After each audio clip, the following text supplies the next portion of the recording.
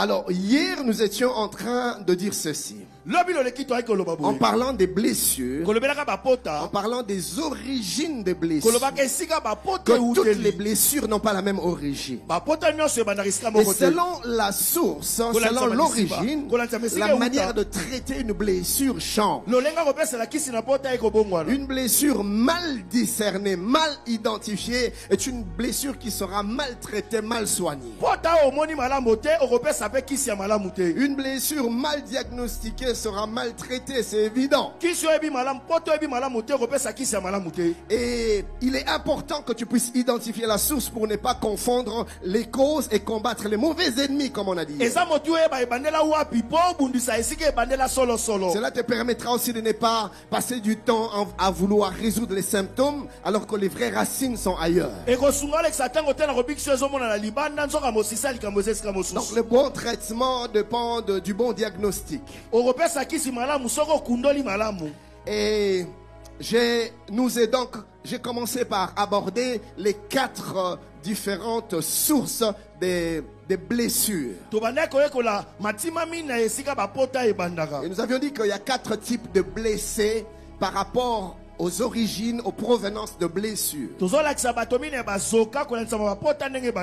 Et le premier type de blessés, nous avions parlé des blessés par les hommes. Ceux qui ont été heurtés par un prochain, un ami, un frère, une connaissance, un responsable ou que sais-je. Et le deuxième type de blessés, nous avions parlé de ceux qui ont été blessés par les circonstances et les événements de la vie. Et aujourd'hui, je continue avec le troisième type de blessés, ceux qui ont été blessés par eux-mêmes. C'est-à-dire qu'ils se sont blessés eux-mêmes. C'est de quoi dont il s'agit? Il s'agit, chers bien-aimés, des blessures qui ne proviennent pas des actes ou des faits des autres, ni même des circonstances ou des événements de la vie, non. Mais c'est des blessures qui sont venues de tes propres erreurs, de tes propres offenses. Tu as fait quelque chose que tu ne devais pas faire et ça t'a brisé. Nos propres choix. Vous voyez, il s'agit ici de personnes qui ont fait de mauvais choix. Ils ont pris de mauvaises décisions. Des gens qui ont trahi peut-être même leurs propres valeurs et qui ne savent plus se pardonner. Jeune fille, tu étais où tu es. Tu as perdu ta virginité alors que tu avais fait un vœu à Dieu. Tu avais dit, Seigneur, jusqu'au mariage, je ne connaîtrai pas d'homme. Et voilà que dans un moment de faiblesse, c'est arrivé. Tu as perdu ce que tu considérais comme précieux pour toi. Et depuis, ton cœur est brisé. Et à chaque fois que tu y penses, ça te ronge au-dedans de toi. Ça te brise au-dedans de toi. Et désormais tu te regardes d'une certaine manière. Quand tu te regardes même devant la glace, tu te vois sale toi-même. Il t'est arrivé de commettre ou de faire commettre un avortement. Consciemment d'ailleurs, tu l'as voulu. Ou encore tu l'as poussé. Et puis quand c'est arrivé, tu t'es rendu compte que tu as fait ce que tu ne devais pas faire. Et depuis ton cœur est resté brisé. Tes pensées sont restées marquées. Tellement que tu t'en veux. Ça te ronge au quotidien. Quelquefois ça disparaît et puis ça revient. Tu es brisé. Tu as peut-être couché avec le mari de ta meilleure amie. Désormais tu te regardes comme une traînée. Tu as du mal à oublier. Les actes que tu as commis te sont restés comme des blessures qui te rongent en permanence. Il y a comme des périodes d'accalmie et puis ça revient encore. Tout refait surface. Il suffit juste que tu entendes une conversation, une parole, un propos, une image qui te rappelle ce qui est passé et les douleurs reviennent. Et là tu t'en veux. Tu en arrives même quelquefois à te détester. Comment ai-je pu faire une telle chose? Mais il s'agit également des personnes qui ont blessé les autres. Oui. Quelquefois même intentionnellement. Ou peut-être encore que tu étais sous une pression quelconque. Et tu as fait du mal à quelqu'un. Tu as heurté quelqu'un. Et tu t'es rendu compte du mal que tu as eu à faire. Et depuis ça te heurte. Et depuis ça te brise. Moi-même ça m'est arrivé. Notre fille aînée avait, je pense, 1 année ou 2 ans. Elle avait des problèmes de végétation. Et ça arrivait que par moment elle avait du mal à entendre. Et tu pouvais lui parler mais elle ne t'entendait pas. Alors un jour je lui demandais de faire quelque chose. Mais elle ne réagissait pas. Je parlais, elle était concentrée à la télé. J'avais comme l'impression qu'elle faisait exprès. Et je l'ai grondé. Je me rappelle même plus si je n'avais pas frappé. Mais je me suis rendu compte après qu'elle ne faisait pas exprès. Elle ne m'entendait tout simplement pas. Mes amis, vous n'avez aucune idée de combien cela est resté dans mon cœur comme une blessure. À chaque fois que je pensais, je n'arrivais pas à me pardonner. Mais comment est-ce que je peux faire ça? Comment est-ce que je peux me laisser emporter par... Est-ce qu'il fallait vraiment que j'en arrive jusque-là? Et voilà qu'elle ne faisait pas exprès. Et mon cœur pleurait quand j'y pensais. Et des années plus tard, je suis allé vers elle. Je suis dit, maintenant, voilà ce qui s'est passé quand tu étais petit. J'étais puni alors que ce n'était pas de ta faute. Je ne m'entendais tout simplement pas. Mais elle ne pouvait pas comprendre. Elle a essayé de minimiser. Elle a dit, oh papa, c'est rien du tout, mais papa. Mais dans mon cœur, ça me brisait. Un acte que je posais à une autre personne, mais qui me blessait. Que des gens qui ont fait des autres, des actes, qui ont fait du mal, pas eux-mêmes, mais à d'autres personnes. Mais ça reste des actes qu'eux, ils ont posés et qui les ont fortement blessés.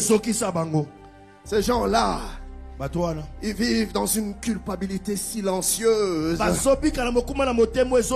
mais tenace. Elle est toujours là, avec une image de soi brisée, un cœur qui leur rappelle régulièrement en secret: tu as tout gâché, tu as tout foutu en l'air, tu ne mérites plus rien, tu ne seras plus jamais utile. Le cœur est brisé. Et voyez-vous, mes amis, dans cet état-là, l'esprit d'Absalom trouve une brèche, il trouve une porte pour entrer et agir. Et quand l'esprit d'Absalom entre, il fait entre autres 2 choses. Premièrement, l'esprit d'Absalom ne te pousse pas d'abord à la rébellion contre les autres, mais il te pousse à la rébellion contre toi-même. Et là, il t'amène à te dévaloriser toi-même. Tu te mets à te sous-estimer, à te déconsidérer, à ne plus même croire en toi. Il t'amène à mépriser ta propre personne, au point de devenir même incapable, cher bien-aimé, de s'admirer, de s'apprécier. Alors à ce moment-là, l'esprit d'Absalom t'amène à te condamner toi-même en permanence. Deuxième chose que l'esprit d'Absalom fait dans le cœur de ceux qui se sont blessés eux-mêmes, l'esprit d'Absalom va t'amener jusqu'à remettre en cause ton identité et ta légitimité spirituelle. Qu'est-ce que cela veut dire? C'est-à-dire que l'esprit d'Absalom à ce moment-là pousse la personne à douter profondément de son identité en Christ. De qui il est en Dieu.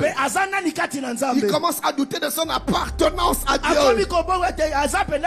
Il commence à douter de son acceptation par Dieu. Et tu commences à te poser des questions. Suis-je digne d'être enfant de Dieu? Suis-je digne d'être serviteur de Dieu? Suis-je digne d'être servante de Dieu?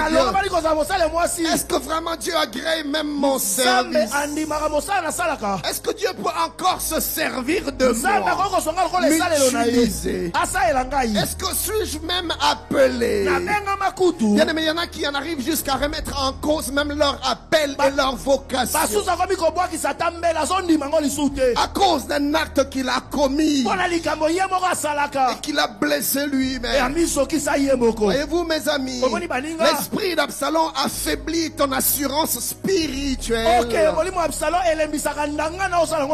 amplifie les culpabilités du passé, des actes passés. L'esprit d'Absalom va amplifier ce sentiment d'échec qui ne te quitte pas. Il va amplifier cette impression d'avoir été rejeté par Dieu, oublié par Dieu à cause de l'acte commis. Et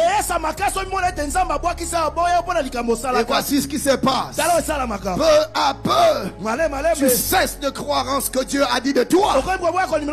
Tu sais, tu arrêtes de croire aux promesses de Dieu sur toi, à toutes les visions que tu as eues, à toutes les prophéties qu'on t'a données. Tu commences à les remettre en question et même en cause pour écouter la voix de tes blessures, pour écouter la voix de l'esprit d'Absalom.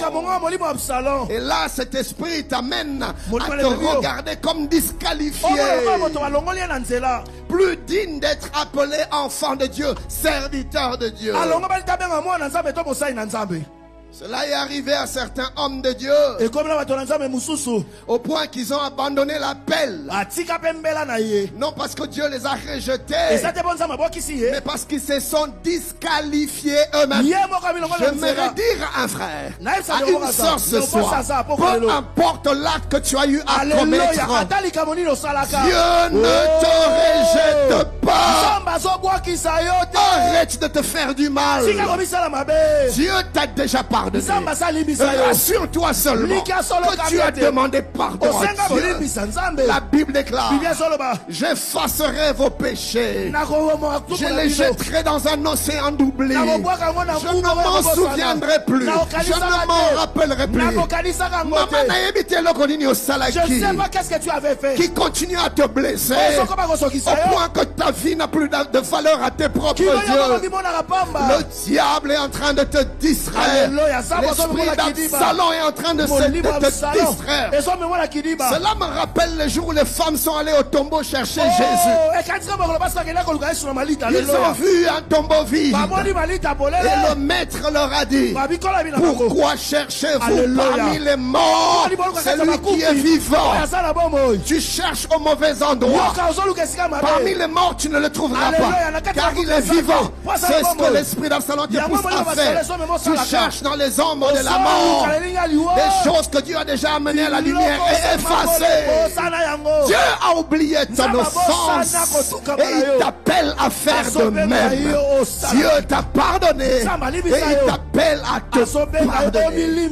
C'est d'ailleurs là le combat de l'esprit d'Absalom. Il t'amène à ne pas croire au pardon de Dieu. Et même quand tu en arrives à croire au pardon de Dieu, il passe au deuxième niveau. Il t'empêche de te pardonner toi-même. Mon frère, Dieu t'a pardonné. Pardonne-toi toi. Ma soeur, qu'as-tu fait? As-tu trahi? As-tu avorté? Je ne sais. J'ai une bonne nouvelle pour toi. Dieu t'a déjà pardonné. Le temps est arrivé où tu dois te pardonner toi-même. Amen. Cher homme de Dieu, c'est un danger que de ne pas te pardonner. L'esprit d'Absalom va chercher à te faire tomber dans un piège. Celui de vouloir servir Dieu par compensation plutôt que par obéissance.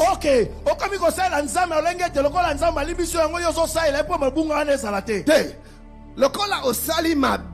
Comme tu as commis l'erreur, tu cherches à servir Dieu pour que tu apparaisses un bon enfant de Dieu. Tu ne sers pas Dieu. Parce que c'est pas parce que tu l'obéis, mais tu le sais pour que tu apparaisses devant lui comme un bon enfant. En souvenir des actes que tu avais commis. Dieu n'est pas dans ça. C'est des gens de service que Dieu n'a créé pas. Tu amènes des offrandes, mais des offrandes un peu motivées par une culpabilité. Des œuvres caritatives. Et tu vas voir des orphelins. Et tu vas payer des factures de malades dans des hôpitaux. Et particulièrement des femmes qui avortent. Et qui ont des problèmes de santé après. Tu en as fait ton cheval de bataille. Tu veux à tout prix les aider. En réalité, tu es motivé par un mauvais esprit. L'esprit d'Absalom. C'est servir Dieu par compensation au lieu de servir Dieu par obéissance. Et de tels services, de tels actes, Dieu n'est pas dedans. Les services n'est plus un acte d'amour et de soumission, mais une tentative inconsciente de prouver sa valeur, de réparer son image brisée et se faire accepter. Mes amis, Dieu, oh là non, chata. Dieu n'a pas besoin de tout ça. Lisez avec moi ce merveilleux passage. Je suis dans l'épître de Paul aux Romains, le chapitre 5e, du 7e au 11e verset. Je suis dans la version français courant. La Bible déclare: c'est difficilement qu'on accepterait de mourir pour un homme droit. Vous voyez? Paul est en train de dire, c'est à peine qu'on serait capable de se donner la mort pour un homme qui fait des bonnes choses. Cela nous est-il pas souvent de dire, mais pourquoi les bonnes personnes meurent comme ça? Autrement, on est en train de dire, non, eux ils ne méritent pas. J'ai entendu le témoignage d'un père, un homme de Dieu. Il s'appelait Yongishu. À un moment donné, son fils malade meurt. Et il s'avait à prier. Il dit, Seigneur, pourquoi lui?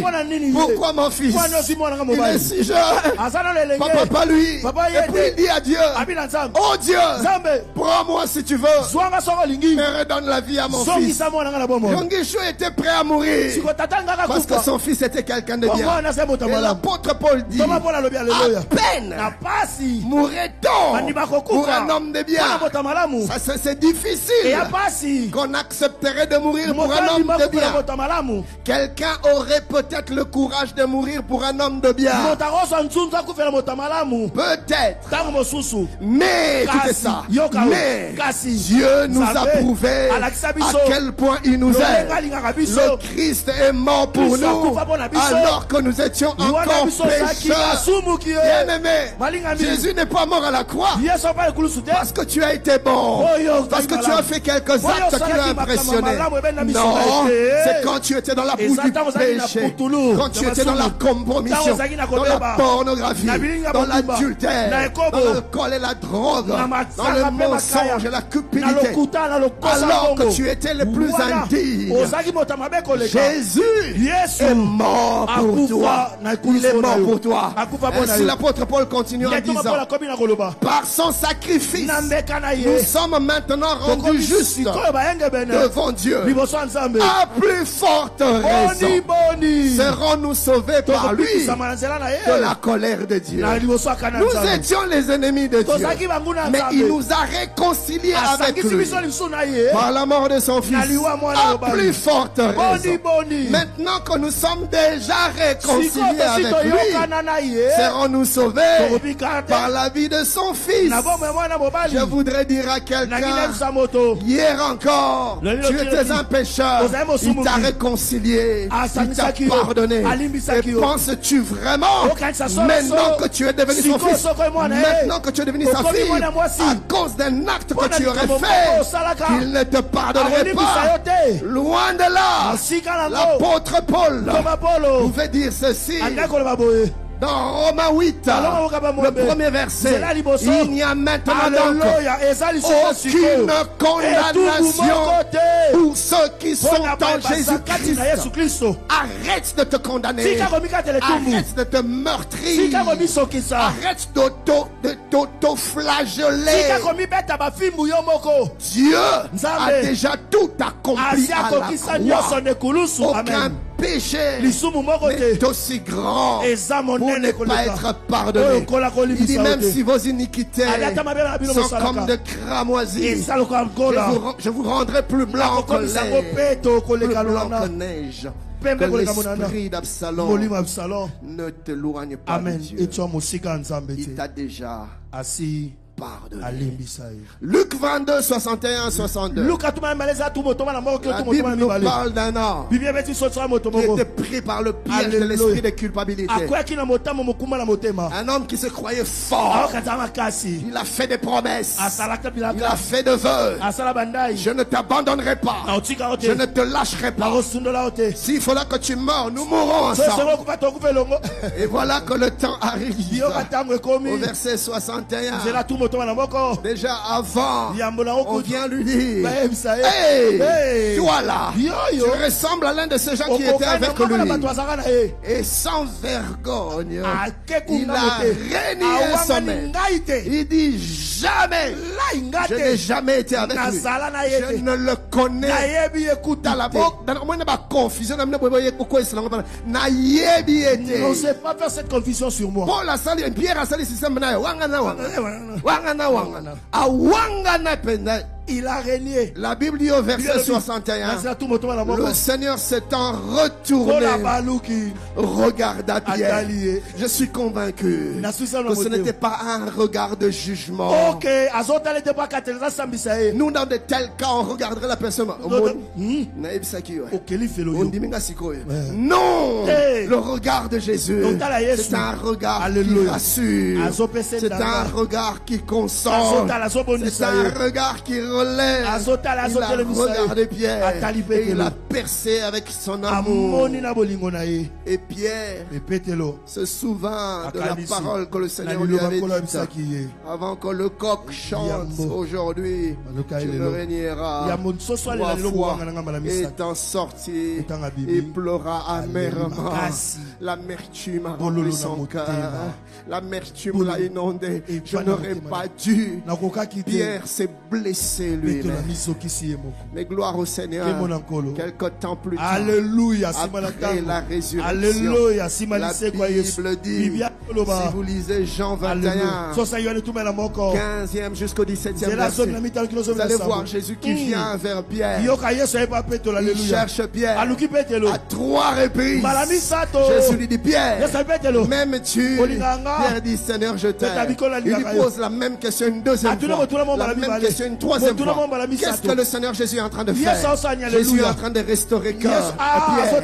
Il est en train de guérir son corps. Il est en train de lui dire, Pierre, tu n'es pas ce que tu as fait. Certes, tu m'as régné, mais le régnement ne doit pas devenir ton identité. Toi, tu m'aimes. Moi, je le sais. Est-ce que toi-même, tu le sais? Je veux que tu le dises, que tu l'entendes de tes propres oreilles, afin que par ta voix, que tu le comprennes, que tu n'es pas le régnement. Tu es mon disciple, tu m'appartiens, je t'aime et j'ai un projet pour toi. Père, m'aimes-tu? Une première fois, Jésus a effacé le premier régnement. Il a laissé encore 2. Jésus revient et dit, Pierre, m'aimes-tu? 2e fois, il a effacé le 2e régnement. Il dit encore, Pierre, m'aimes-tu? Et là, c'était fini. Le régnement était effacé. Et aujourd'hui, les régneurs d'hier est devenue l'une des plus grandes colonnes de l'église. Je lève ma main pour dire à quelqu'un, les défaillants d'hier sont des héros d'aujourd'hui. Les faibles d'hier sont des forts aujourd'hui. Je lève ma main, je proclame que tu ne seras pas toujours faible. Dieu t'appelle à la force. Dieu t'appelle à la vigueur. Lève-toi. D'où tu es tombé, enlève la poussière et avance. Le chemin est encore loin. Dieu compte sur toi. Tu es un pion stratégique entre les mains de Dieu. Dieu, quand il te regarde, il t'appelle vainqueur. Il t'appelle beau. Je pensais que je parlais à quelqu'un. Il t'appelle vaillant. Il t'appelle victorieux. Tu n'es pas ce que tu as fait. Tu es ce que Dieu dit que tu es. Donne-moi un bon amen. Oh, donnez-moi un bon amen. Yes. Toi faux. Pierre n'avait pas juste besoin du pardon de Dieu, mais il avait besoin de se pardonner lui-même. Il avait besoin de se réconcilier avec lui. Mon ami, écoute-moi. Tant que tu ne te réconcilies pas intérieurement avec toi-même, si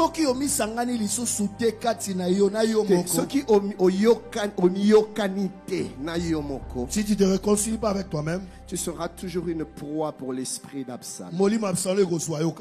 Et tu vas souffrir de la culpabilité, de l'amertume, de l'autoflagellation, de l'autodévaluation. Mais ce n'est pas ce que tu es.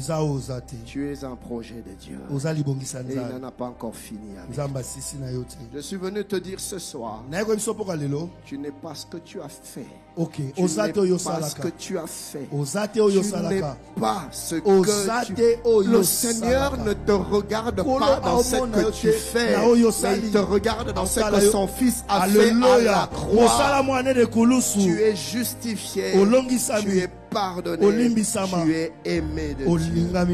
Regarde ton voisin, dis-lui, arrête de te faire du mal. Dieu t'a déjà pardonné. Pardonne-toi toi-même. Change de voisin, dis-lui la même chose. Alléluia. Amen.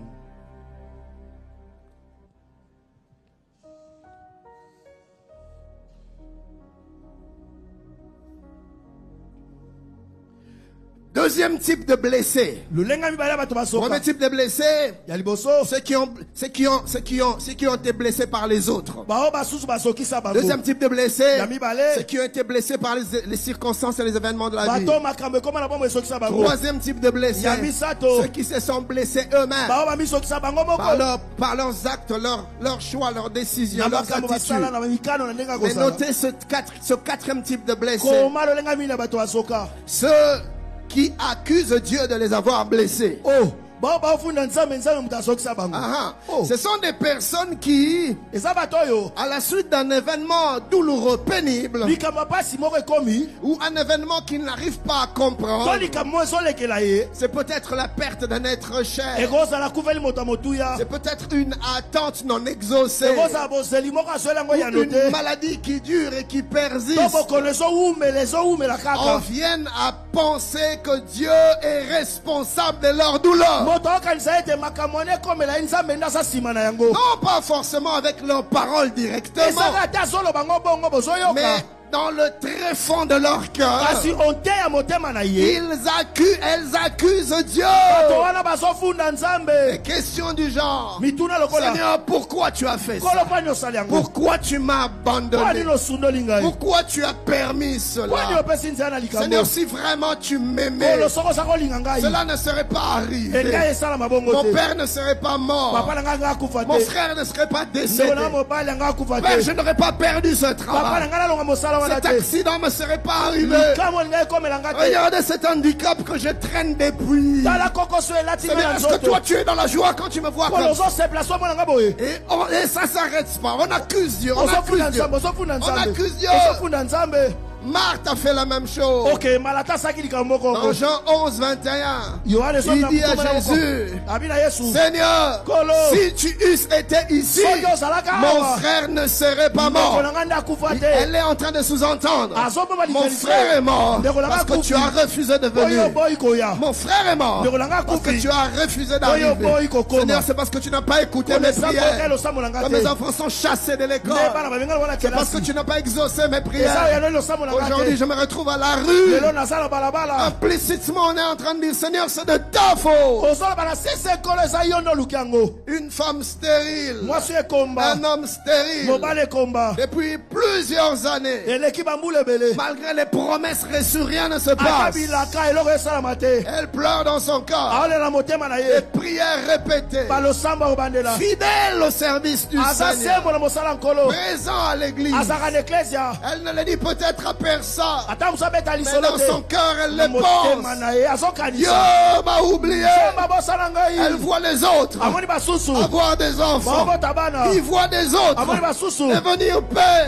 Il dit, Seigneur, quand je regarde des jeunes filles prostituées, même pas mariées, même des folles dans la rue, qui tombent enceintes et puis qui abandonnent les enfants, Seigneur, je t'ai toujours servi, je me suis marié vierge. Papa, pourquoi tu me fais ça? On accuse implicitement Dieu. Et voyez-vous, mes frères, je ne les condamne pas. Parce qu'il y a certaines choses, il faut passer par là pour réaliser ce que l'autre endure. Et ce qui se passe, c'est que petit à petit, l'esprit d'Absalom trouve une brèche. Et ce genre de personnes se mettent à se déconnecter de Dieu émotionnellement. Elle prie toujours, mais ça devient mécanique. Il n'y a plus le cœur, il n'y a plus la passion. Il ne brûle plus au-dedans d'eux pour Dieu. Il n'y a plus de zèle. Ça devient mécanique. On sert toujours Dieu, mais plus par habitude que par zèle. Car le cœur n'y est plus vraiment. Il ne réunit pas publiquement le Seigneur comme Pierre. Intérieurement, ils accusent Dieu de les avoir blessés. Dieu, tu m'as étonné. Je n'ai pas cru à ça. Toi, tu veux me faire ainsi. Je me retrouve aux cliniques Ngaliema. La veuve de pasteur Charlie est malade à l'hôpital. On va la voir, on prie avec elle. Mais Dieu en décide autrement. Elle reprend sa servante. Le docteur, directeur général, le docteur Roger Congo m'appelle pour me dire, voilà, Dieu l'a pris auprès de lui. Comment dire au pasteur? Il me dit, si tu peux l'accompagner dans mon bureau. Je vais voir pasteur Charlie, je lui dis, s'il te plaît, viens. Le pasteur Roger veut nous dire quelque chose. On arrive au bureau. Le pasteur Roger dit, voilà, Dieu a décidé de reprendre sa fille. Pasteur Charlie est brisé. Il s'est mis par terre. Il dit, mais qu'est-ce qui s'est passé? Pourquoi? Mais c'est quoi le problème? Il me posait des questions, je n'avais pas de réponse. Et il s'est mis à pleurer. Mais une chose que je retiendrai toujours, pendant qu'il pleure, il dit, Seigneur, si tu pensais m'éprouver, tu as raté ton plan. Si tu croyais que j'allais te régner, tu as raté. Je ne te régnerai pas. Je te servirai toujours. Je m'attacherai toujours. Il avait mal dans le corps, mais il a refusé de donner accès à l'esprit d'Absalom. Il a refusé la rébellion. Que les hommes et les femmes ne se sont-ils pas rebellés contre Dieu? Je ne viendrai plus à l'église. Je ne servirai plus le Seigneur. Quand je me rappelle que je suis fidèle dans mes dîmes, fidèle dans mes offrandes, comment une telle chose peut m'arriver? Où était Dieu? Où était Dieu quand l'ennemi frappait? Vous ne me verrez plus à l'église. Je retourne dans le monde. Ou même quand on vient à l'église, on vient juste par formalité. Mais le cœur n'y est plus. L'esprit d'Absalom a trouvé une brèche, a une blessure, t'a mené à accuser Dieu et lui frayer de l'espace pour qu'il t'éloigne. Regarde ton voisin, dis-lui, s'il te plaît, je ne sais pas ce par quoi tu passes. Mais garde-toi de t'éloigner de Dieu. Amen. Écoutez attentivement ceci. Accuser Dieu de nous avoir blessés, c'est faire de lui le responsable d'une souffrance que notre cœur n'arrive ni à comprendre ni à guérir.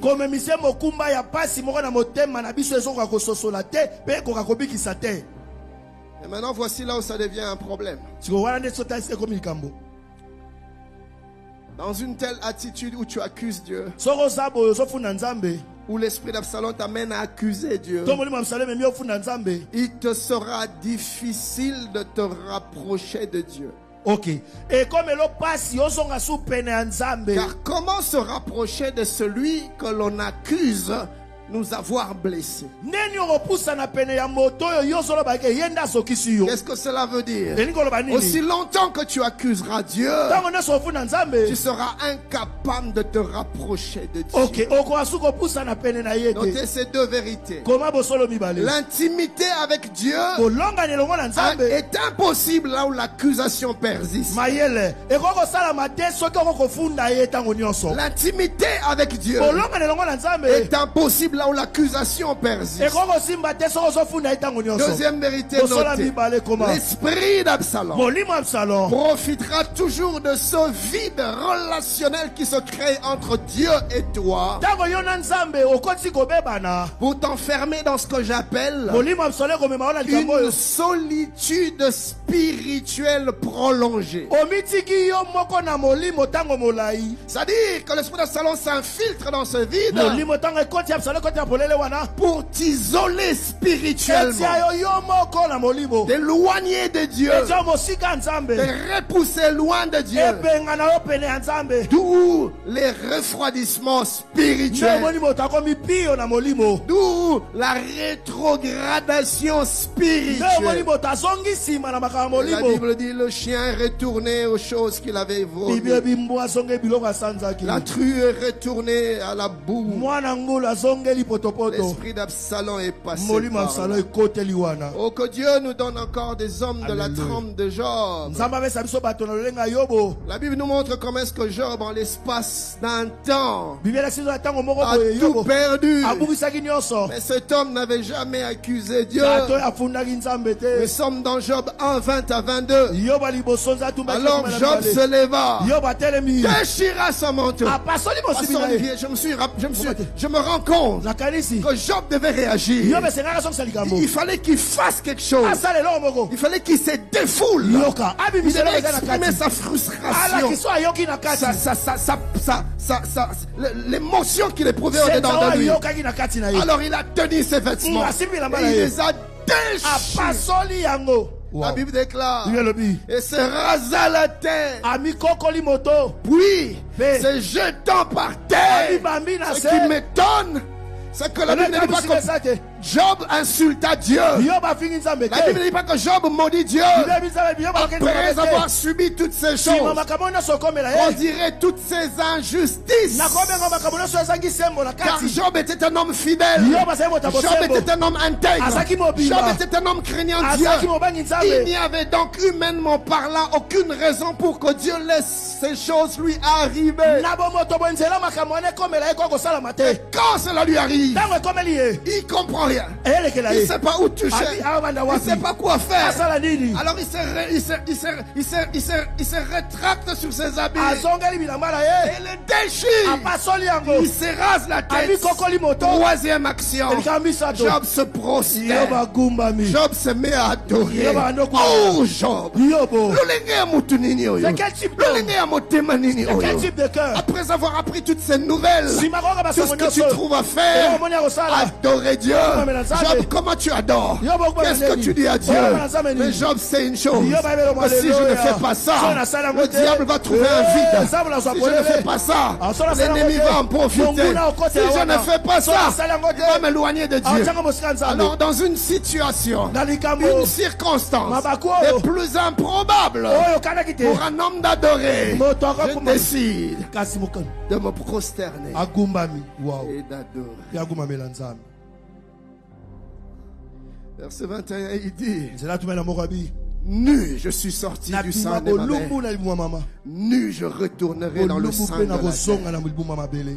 L'Éternel a donné et l'Éternel a ôté. Que le nom de l'Éternel soit glorifié. Écoutez le verset 22. Il n'accuse pas Dieu. La Bible dit en tout cela, Job ne pécha pas et n'attribua rien d'injuste à Dieu. Je ne sais pas ce qui t'est arrivé. Je ne sais pas ce que tu as vécu présentement, dans un proche passé ou un passé lointain. Je ne sais pas ce que tu as enduré. Je t'en conjure, n'accuse pas Dieu. Amen. L'esprit d'Absalom, très vite il trouve une brèche. Connaissez-vous cet homme? Horatio Spafford, il s'appelait.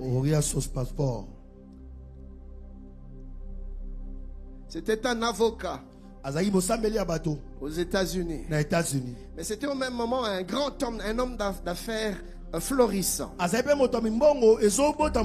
Là-bas à Chicago. Et il est aussi l'auteur d'un célèbre cantique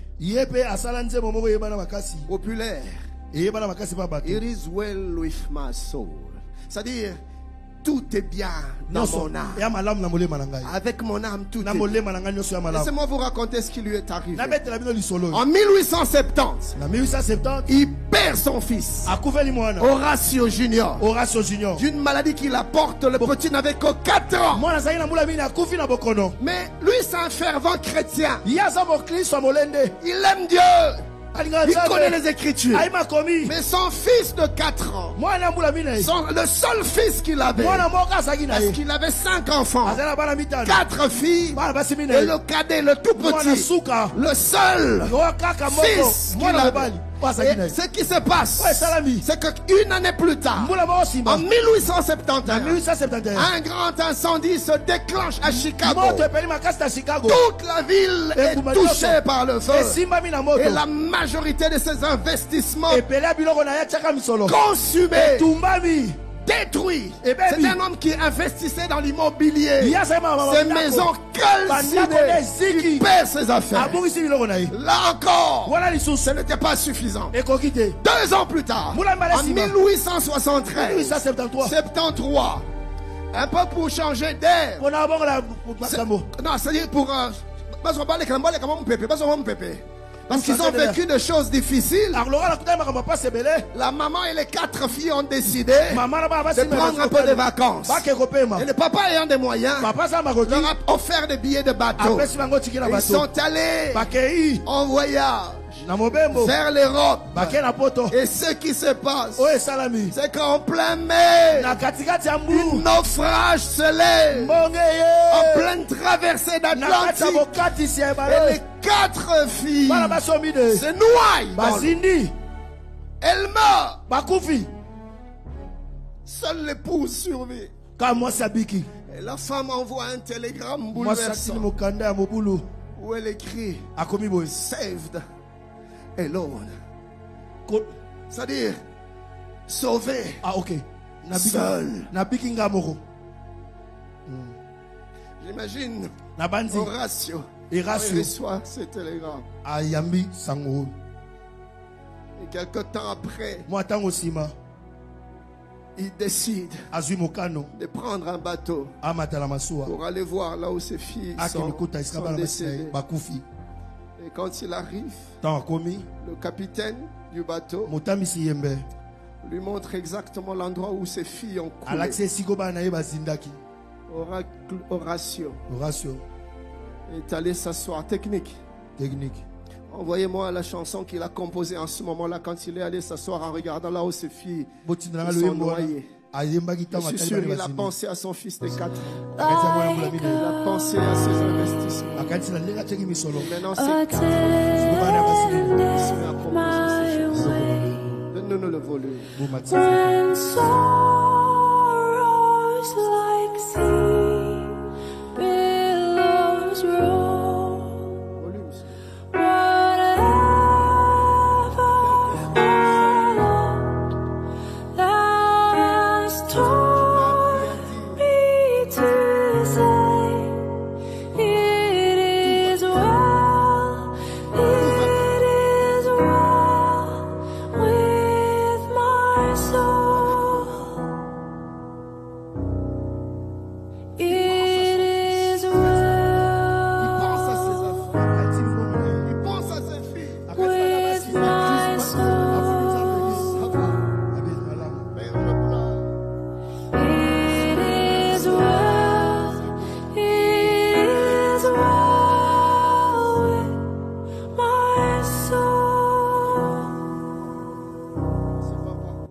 c'est ça. N'accuse pas Dieu. Oui, tu peux acclamer Dieu si tu veux.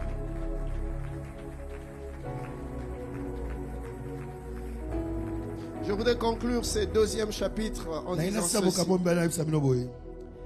Quelle que soit son origine, l'origine de ta blessure, elle vient des hommes, des circonstances, de toi-même, ou prétendument de Dieu. Sache ceci. Une blessure non traitée, à la lumière des Écritures, est une porte ouverte à l'esprit d'Absalom. Tu te retrouveras dans la rébellion et dans tout ce qu'on connaît. Deuxième vérité notée, c'est que tu n'identifies pas. Tu ne sauras pas non plus l'adresser, c'est-à-dire t'en occuper. Prends le temps de penser à toi-même. Identifie la vraie origine de ta douleur. C'est le début du processus de ta guérison. Troisième chapitre. Je voudrais vous parler de deux natures de l'esprit d'Absalom. Et puis nous allons prendre le temps de prier. Deux natures de l'esprit d'Absalom. Premièrement, l'esprit d'Absalom est un esprit qui, comme je l'ai dit et répété, impose le silence. Mes frères et sœurs, après le viol de sa sœur Tamar, la Bible nous dit ceci. Absalom se retourne vers elle et lui dit: tais-toi. Dans 2 Samuel 13, 22.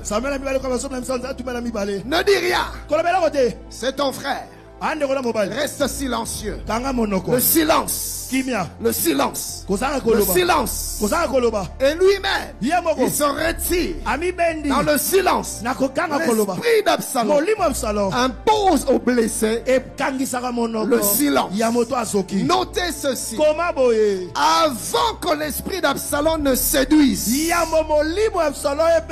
divise, ne frappe, ne se révolte, il s'installe dans le silence, dans les non-dits, des blessures étouffées, des colères refoulées, des douleurs enfouies. Dans ce silence-là, il s'installe et mûrit et se nourrit et grandit. Il a besoin de ce silence-là pour que la rancœur grandisse dans ton cœur, pour qu'il grandisse plutôt la rancœur dans ton corps, pour que la colère se développe dans ton corps. Il a besoin de cet enfermement-là, de cet isolement émotionnel-là, pour bien se développer ces stratégies et frapper et détruire, te détruire et détruire les autres. Et non seulement, comme je disais, qu'il va imposer le silence, mais il impose aussi, il va s'imposer à lui-même le silence. Absalom impose aussi le silence à sa soeur. Mais voyez-vous, mes frères, le silence en matière de blessures intérieures comporte des méfaits, des inconvénients inimaginables.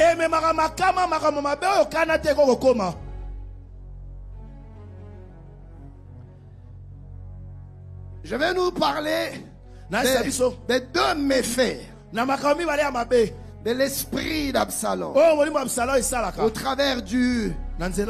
travers du silence.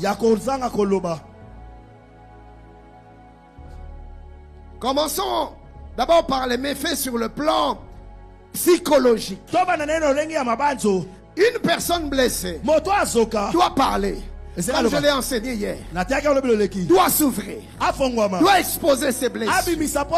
Pourquoi j'ai insisté hier en nous encourageant à trouver des gens de confiance, à parler, à aller devant le Seigneur, à parler, à sortir du silence. Pourquoi? Parce qu'il y a des méfaits néfaste dans le silence.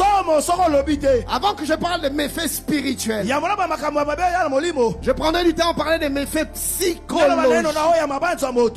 Le silence après une blessure n'apaise pas la douleur.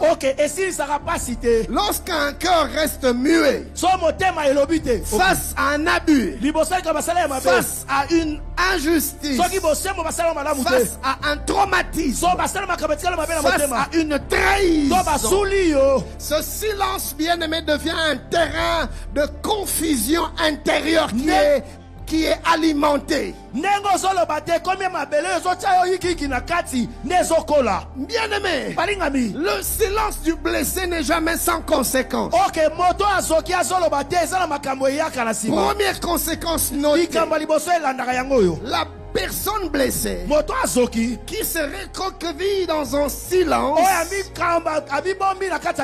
va expérimenter ce que le psychologue appelle une accumulation de stress et d'angoisse chronique.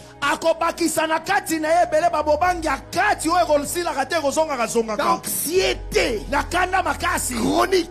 Le psychologue dit ceci, que le système nerveux reste dans un état d'alerte permanent. Keba keba. Keba keba. Comme si le danger était toujours là. Oui. Et tu deviens un homme, une femme, toujours en garde, toujours en veille. Et conséquence, même tes sommeils sont très légers. Le moindre bruit, tu sursautes. Le moindre parole, tu veux savoir. Pourquoi? Constamment sur tes gardes. Au-dedans de toi, tu es constamment sous stress, constamment anxieux, constamment angoissé. Et comme résultat, hypertension, maladie cardiaque, maux d'estomac. Vous voyez, cher bien-aimé, plusieurs personnes souffrent aujourd'hui des maladies que le médecin appelle des maladies psychosomatiques. C'est-à-dire, ce n'est pas dans la chair, ce n'est pas dans le sang, non, c'est dans le mental, c'est dans l'âme, c'est dans le cœur, c'est dans la psychologie que l'homme souffre. Un docteur en psychologie médicale et biophysicien dit ceci. Il explique que les traumatismes ne viennent pas seulement de l'événement, c'est-à-dire de l'acte qui t'a blessé, mais de ce qui n'a pas été exprimé. Au départ, c'était l'acte qu'on a posé. On a abusé de toi, on t'a trahi, on t'a rejeté, on t'a offensé, on t'a fait mal. Au départ, c'était cette douleur que tu ressentais. Mais tu es tombé dans l'erreur d'entrer dans le silence, d'avaler, de l'enfouir. Et voilà ce qui se passe. Maintenant, ce n'est plus seulement la blessure qui te fait du mal, mais c'est le fait de ne pas l'avoir exprimé. Une femme abusée qui garde le silence pendant des années est susceptible de devenir nerveuse.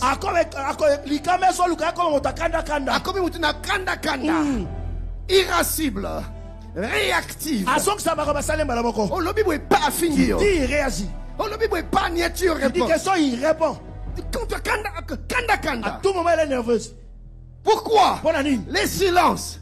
Mais une autre chose, c'est qu'une personne dans cet état est aussi susceptible non seulement de devenir nerveuse, mais de devenir insomniaque. Oui. Tu fais des nuits blanches. Oh, comment on a les femmes et les somnifères? Pour dormir, tu dois prendre les médicaments. Le sommeil ne vient plus naturellement. Tu as des nuits blanches. Mais le problème, c'est cette affaire-là que tu n'as jamais avouée, que tu n'as jamais sorti. C'est ça qui te tue, ma soeur. C'est ça qui te détruit, mon frère. Parle. Tu es en train de te faire du mal. Deuxième méfait psychologique du silence, c'est la construction des croyances négatives sur soi-même. Construction des croyances négatives sur soi-même. Qu'est-ce que cela veut dire? Le silence pousse à se dire ceci: on m'a fait du mal. Un peu comme dans la situation de Tamar. Personne ne me défend. Personne ne s'occupe de moi. Alors c'est que c'est moi le problème. Vous voyez? On commence à renvoyer les raisons de l'acte posé contre soi à soi-même. Et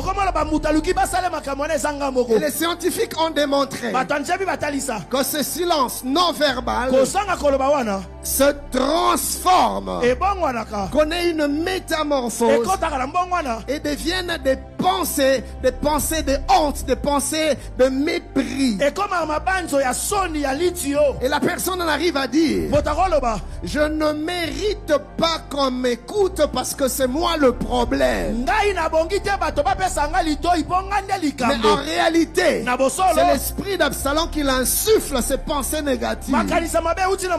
C'est toi le problème. Il y a plusieurs filles dans la maison. Il y a plusieurs filles dans l'université. Pourquoi on est venu seulement chez toi? C'est toi le problème. C'est toi qui attires ce qui t'arrive. Et là on commence à se haïr, à se détester, à se mépriser. On voit des adolescentes harcelées, mais jamais ils en ont parlé. Jamais. Jamais. Et plus tard, à l'âge adulte, elles se mettent à réagir. Elles deviennent insensibles aux compliments. Même des hommes qui ont connu des traumatismes, qui ont remis en question leur personnalité, leur valeur. Aujourd'hui, ils deviennent insensibles aux compliments. Ma soeur, tu as une belle robe. Ça ne passe pas. À la limite, ça l'énerve. Elle ne supporte pas ça. Il ne supporte pas ça. On lui dit: tu es intelligent. Il refuse. Pourquoi? Parce qu'il ne croit pas en lui-même. Elle ne croit pas en elle-même. Elle est pourtant belle. Elle est pourtant brillante. Il est pourtant intelligent. Mais il a du mal à croire en cela à cause de la blessure silencieuse. Troisième méfait psychologique que le silence emmène, c'est la perte des repères identitaires. Perte des repères identitaires. Mes amis, quand la douleur n'est pas exprimée, la douleur devient une étiquette. On ne dit plus: j'ai été trahi. La personne se met à dire: je suis une trahison. Vous voyez, sa douleur devient son étiquette. La personne s'identifie à l'événement qui l'a traumatisé. Un autre psychologue, Bessel van der Kolk, il dit ceci: le non-dit du traumatisme réécrit la mémoire, la perception du monde et du soi. Autrement dit, tout traumatisme qui a été tué redéfinit la personne, redéfinit le regard de la personne sur elle-même, mais redéfinit aussi son regard sur le monde qui l'entoure. La blessure devient un prisme par lequel il regarde, il considère, il perçoit tout autour de lui. Un homme trahi par son père, plus tard deviendra un leader dur. Un peu comme Hitler. Un leader soupçonneux. Un leader émotionnellement distant. Vous voyez? Quatrième méfait psychologique du silence.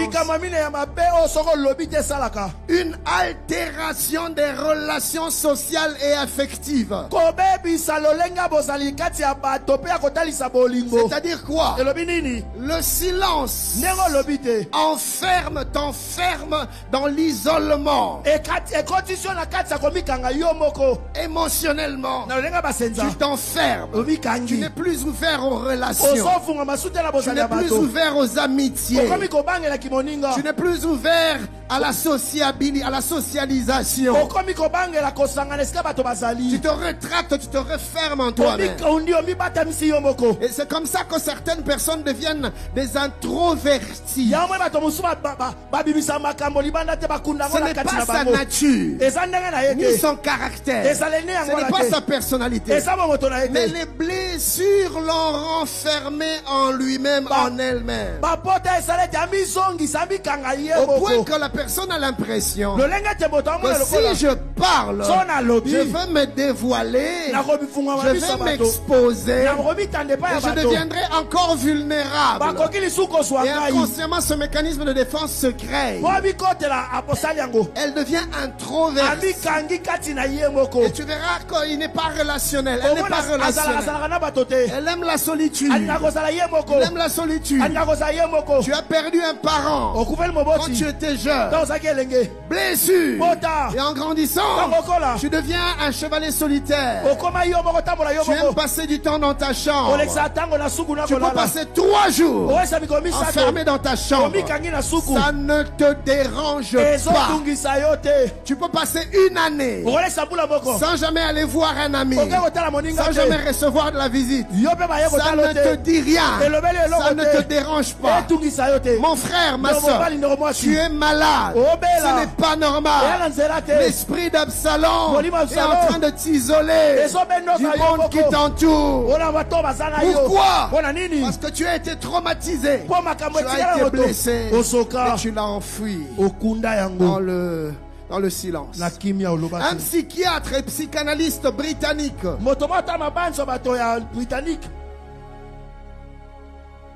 a démontré que les blessures non verbalisées dans l'enfance altèrent la capacité à créer des relations. Et vous allez voir, une dame rejetée dans son enfance aura tendance, plus tard quand elle devient épouse, à ne jamais dire à son mari ce dont elle a besoin. Mais elle va vouloir que le mari puisse deviner ses attentes. Et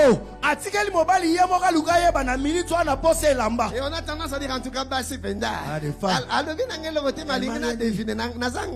elle veut que moi je puisse deviner. Ce n'est pas aussi simple que ça. C'est une blessure de son enfance. Une blessure non traitée.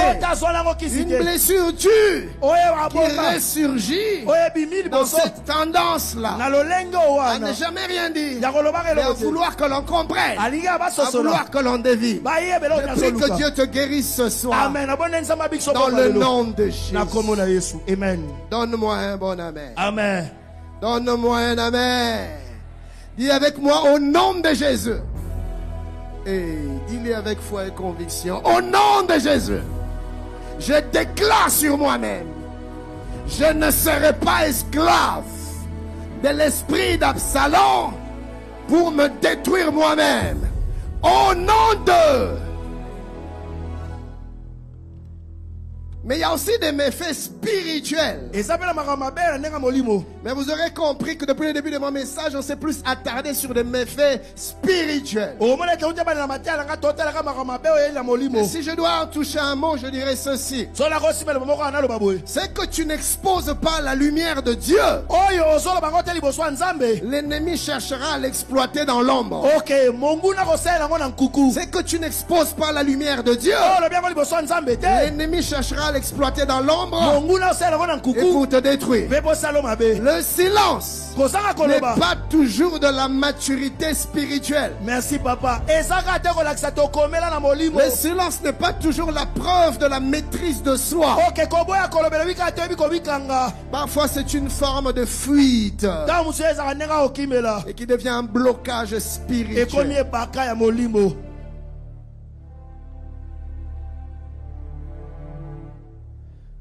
Le silence sur le plan spirituel devient un obstacle à ta guérison, mon frère.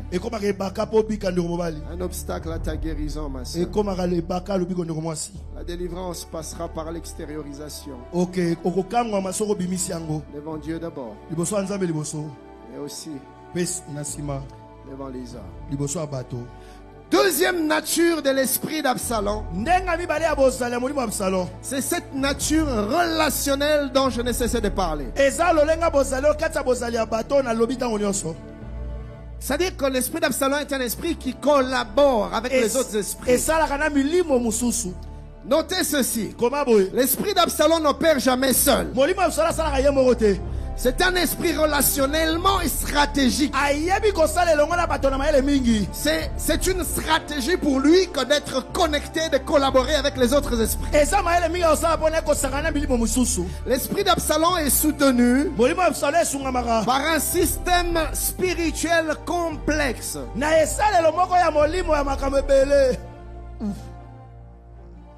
Évidemment, il travaille avec les autres esprits. Et vous allez trouver la personne en train de se refermer, de vouloir se défendre, de manipuler, de frapper, de réagir, de se venger, de s'effondrer. Mais c'est des esprits qui opèrent.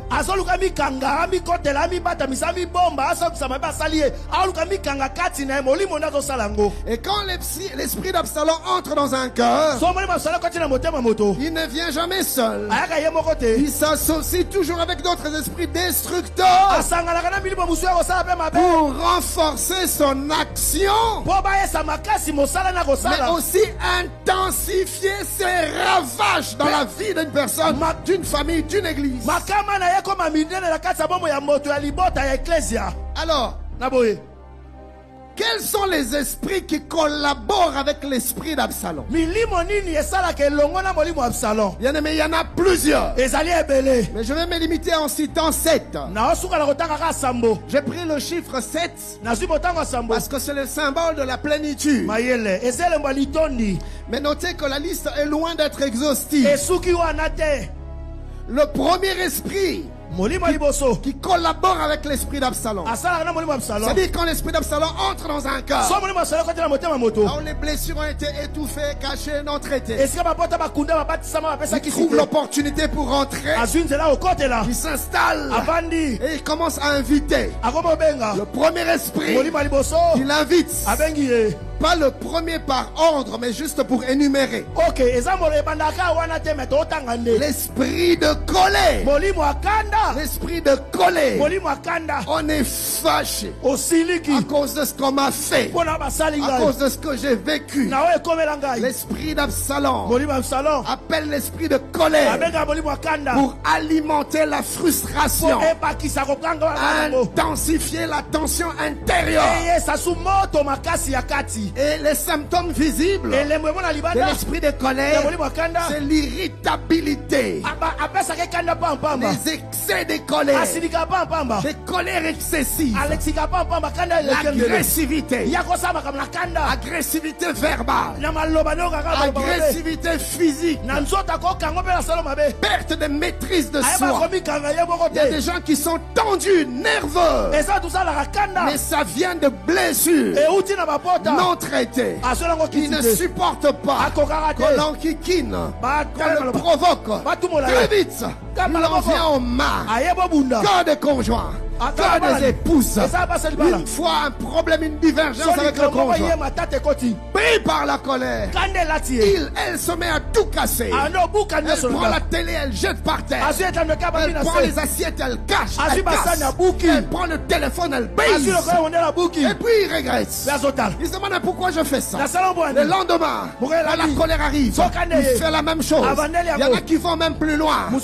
Il va prendre quelque chose de pointu, une lame ou un couteau. Il se met à se déchirer. Il se met à se faire du mal, tellement qu'il est fâché. Bien aimé, je vais vous donner un indice pour comprendre que ce qui t'arrive n'est pas naturel. C'est une influence démoniaque. Quand une émotion devient non contrôlée, ça dépasse ta volonté, ça devient immaîtrisable. C'est un signe qu'il y a une influence démoniaque qui opère. Et là où il y a l'esprit d'Absalom, l'esprit de colère opère. Et on devient un homme agressif, une femme agressive. Facilement on insulte, on lance des paroles méchantes, on fait du mal par ses propos à cause de la colère. Esprit de colère. Je prie Dieu que ce soir que Dieu te délivre de la colère. Je vous ai raconté l'histoire de ce monsieur.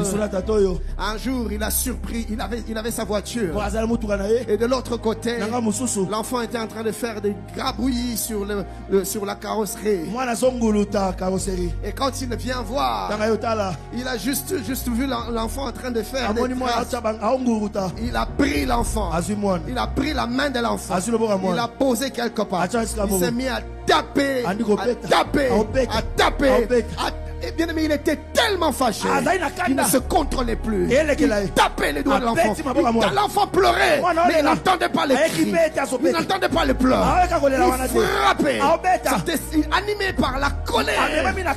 Et à un moment donné, la colère est passée. Il s'est rendu compte que l'enfant avait presque perdu ses mains, ses doigts. Et tant qu'on amène l'enfant à l'hôpital, ses doigts étaient dans un état où le médecin ne pouvait pas faire grand chose. L'enfant avait perdu ses doigts. Et c'est le regret. C'est de pleurs. Mais ces regrets et ces pleurs ne pouvaient pas ramener le monde en arrière. Le petit avait déjà subi l'irréparable. Et puis en rentrant à la maison, il s'est dit, je vais aller voir ce que le petit a fait. Il m'a poussé à me fâcher autant. Et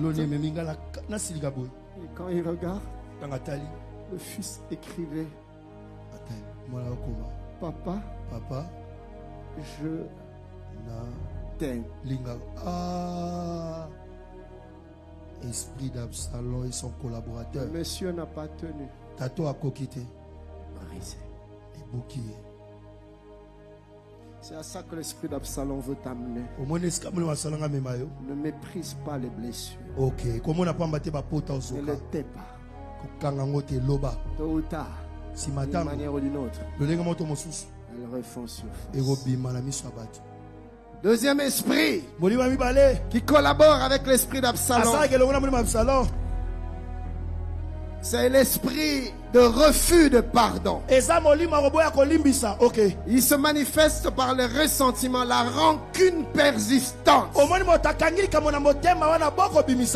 Rois 13-22, pendant 2 ans, Absalom a gardé une dent contre son frère. 2 ans. La rancune. Bien aimé, le refus de pardon garde la blessure vivante. Ça te fait du mal plus à toi qu'à la personne qui t'a offensé. Le refus de pardon bloque ton processus de guérison. Notez ces vérités. La première est la suivante. Il est impossible de guérir véritablement d'une blessure sans passer par le pardon. Amen. Mon frère, il faut que tu pardonnes. Ma soeur, il faut que tu pardonnes. Ou sinon tu t'emprisonnes toi-même. Tu te fais du mal à toi-même. Un professeur d'école, un jour il dit à ses élèves, demain vous allez amener des sachets avec plein de tomates dedans. Le lendemain, les enfants sont venus avec leurs sachets. Et il y en a qui ont mis 2 tomates. Il y en a 3 tomates. Il y en a 10 tomates. Chacun comme il pouvait. Et le professeur a dit, ok, que chacun mette ça dans son sac. Revenez avec, ne changez pas de tomates, les mêmes tomates, le même sachet. Le lendemain, chaque enfant revient. Et sur le lendemain, pareil. Sur le lendemain, pareil. À un moment donné, ça devenait trop infect. Ça sentait mauvais. Ça fermentait. Ça devenait insupportable. Les enfants se sont mis à dire au prof, mais c'est impossible. C'est invivable. C'est juste insoutenable. Et le professeur leur a dit, amenez vos sachets. Vous voyez, ces tomates pourries qui ont détruit l'atmosphère de vos chambres, de vos maisons, représente ces hommes et ces femmes que vous avez emprisonnés dans vos cœurs. Ce n'est pas eux qui souffrent. C'est vous qui pourrissez votre vie. Vous détruisez la quiétude et l'atmosphère intérieure. Et c'est comme ça qu'il y a des maladies qui vous affectent. Ce n'est pas des microbes qui viennent de l'extérieur. C'est le poison que vous avez hébergé dans vos cœurs. Le refus de pardon. Maman, c'est vrai que cet homme t'a largué. Mais libère-le. Tu es en train de te tuer. Tu vas là où il est. Il fait sa vie. Et regarde-toi. Tu vois toutes les maladies que tu as développées. Le refus de pardonner. Libère. Donc, la guérison passe par le pardon. Le pardon est un impératif inévitable dans le processus de guérison des blessures intérieures. Alléluia. Mais il est important que je vous dise cette deuxième vérité. Écoutez-moi bien. Le pardon ne fasse pas la cicatrice de la blessure. Mais sans lui, la plaie ne se refermera jamais. Qu'est-ce que cela veut dire? Le pardon ne fait pas toujours disparaître la douleur, non. Mais le pardon fait une chose. Il brise le pouvoir de destruction qu'elle exerce sur votre cœur. Il ferme la porte à l'esprit d'Absalom qui amène la haine, l'amertume, la rancœur. Aussi longtemps que tu refuses de pardonner, tu lui accordes le pouvoir de te détruire, de détruire ton corps, de détruire ton âme. J'entends quelqu'un dire, Pasteur Ken, est-ce que j'ai vraiment pardonné? Parce que quand j'y pense, mon cœur a toujours aussi mal. Le pardon n'a rien à voir avec ce que tu ressens. Merci, pasteur. Bien aimé, le pardon n'est pas une émotion. Le pardon est une décision. Une décision spirituelle. Une décision volontaire. Jésus se retrouve à la croix. Alléluia. Les clous entre ses mains. Les clous entre ses pieds. Et la couronne sur sa tête. Il saigne de partout. La douleur est intense. Il a été scientifiquement démontré. C'est ce qui tuait ceux qui étaient pendus au bois. Ce n'était pas le clou, mais c'était le poids que le corps devait supporter à partir des bras attachés. Il y a une pression qui se dégage quand on est suspendu à ce niveau. Une pression qui se dégage dans le cœur au point de t'asphyxier, de t'étouffer jusqu'à ne plus être capable de respirer et mourir. C'est comme ça que quand le pendu prenait du temps à respirer, à mourir, qu'est-ce qu'on faisait? On brisait ses jambes. On brisait les jambes. Parce que là encore, il peut résister. Et le poids n'est pas à ce niveau. Mais il résiste encore après ses genoux. Mais quand on le brise les jambes, tout le poids revient là. Et très vite, le cœur s'asphyxie. Et il arrête de respirer. Et il meurt. Et dans cette étape pénible de douleurs atroces, de souffrances intenses, les yeux regarde ce bourreau et fait une prière. Père, Tata, pardonne-leur, car ils ne savent ce qu'ils font.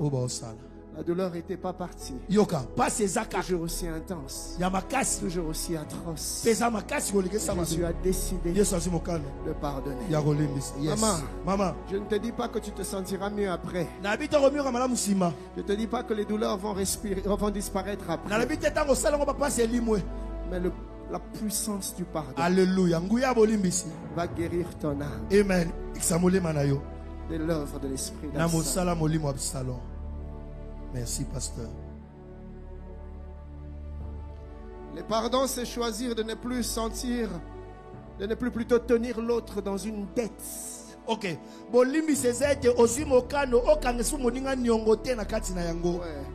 Le pardon, c'est remettre à Dieu le droit de juger et de se venger. Alléluia. Le pardon, c'est la décision de renoncer avec la volonté de se faire justice. Dieu a dit à moi de la vengeance. Moi, la rétribution. L'esprit d'Absalom vient avec l'esprit de vengeance. De faire soi-même justice. L'esprit d'Absalom vient avec l'esprit de rébellion. Se révolter. Cette tendance constante à la contestation. Ces désirs quelquefois masqués mais d'indépendance. On ne veut pas se soumettre. Et quelquefois on cache sa désobéissance de manière dissimulée sous une apparence d'obéissance. Il dit oui avec la bouche, mais non dans le cœur. L'esprit d'Absalom vient avec l'esprit de manipulation. Quand l'esprit de manipulation est présent dans un cœur, l'esprit de manipulation pousse la personne à vouloir contrôler les autres. Comment il le fait? Il joue avec leurs émotions. Vous voyez, il les contrôle avec les émotions. Des fois il pleure, des fois il est triste, il réagit, mais en fait il veut te pousser, te conditionner en touchant tes émotions. Pour que tu le traies pitié d'elle. Et pour que tu suives sa direction. L'esprit de manipulation va user des flatteries, des faux compliments, des faux encouragements, des faux éloges. Mais il veut te conditionner. L'esprit de manipulation viendra quelquefois même avec la victimisation. La personne se victimise pour attirer ta pitié. Dans le couple, c'est fréquent. L'homme qui ne veut pas travailler, paresseux. Mais quand la femme essaie de parler, il se victimise. Pourquoi tu parles ainsi? Pourquoi tu parles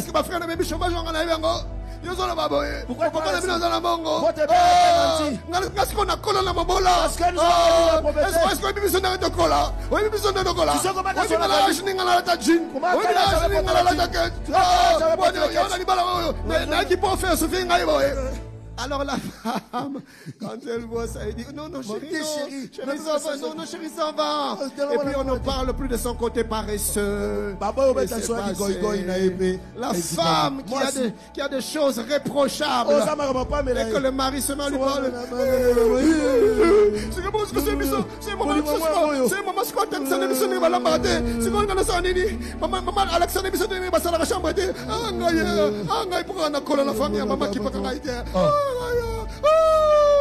Là, quand les maris vont se dire, non, chérie, ça va. Chérie, c'est bon, chérie, c'est bon. Tout le monde bah, si, bah, manipuler, yo. Baboubi, yo. Okoye na motambo. Esprit de manipulation. Molima robuba. Absalom a bien su manipuler les gens. Dans 2 Samuel 15, 5 à 6. Quand quelqu'un s'approchait pour se prosterner devant lui, parce qu'il était un prince, quand quelqu'un voulait se prosterner, il lui tendait la main, le saisissait et l'embrassait. Absalom agissait ainsi à l'égard de tous ceux d'Israël. Il se rendait vers le roi pour demander justice. La Bible dit Absalom gagnait le cœur des gens d'Israël. Quand quelqu'un voulait aller vers le roi, il disait non. Là-bas, tu ne trouveras pas justice. Personne ne va t'écouter. Viens, moi, je vais prendre soin de toi. Flatterie, manipulation, esprit d'Absalom. L'esprit d'Absalom opère aussi avec l'esprit de meurtre. Là où règne l'esprit d'Absalom, tu ne tues peut-être pas par une arme, mais tu tues par tes propos, par tes paroles. Tu tues par le colportage. Tu tues par les médisants. Tu tues par les calomnies. Car l'esprit d'Absalom opère aussi avec l'esprit de division. Il sépare les gens. Tu sépares les amis. Tu sépares les groupes. L'esprit d'Absalom. Tu as été blessé d'une relation brisée. Et depuis, tu te mets aussi à séparer des gens. Des fois inconsciemment. Tu ne te sens pas bien. Que ta soeur puisse avoir son fiancé. Parce que toi, les tiens ont été brisés. Alors tu te mets à travailler sournoisement pour briser aussi ses fiançailles. J'ai entendu l'histoire d'une jeune fille qui n'avait pas de relation, mais qui avait des amis. Il y en a même qui étaient mariés. Il y en a même que de conseils négatifs. Jusqu'à ce que l'ami aussi a décidé de quitter le toit conjugal. Jeune soeur, tu es mariée. Choisis bien tes amis. Amen. Tu es marié. On ne veut pas célibataire.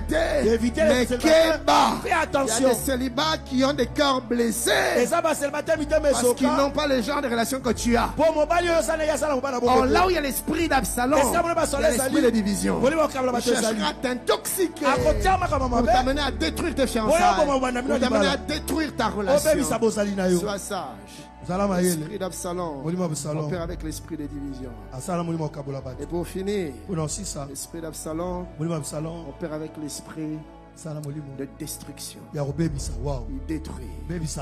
Il a tué Amnon. Il a voulu tuer David. Mais sur le chemin, pour faire la guerre à David, la Bible déclare il a été coincé par un arbre. Et c'est là que Joab a mis fin à sa vie. Lui qui pensait aller mettre fin à la vie de quelqu'un, il ne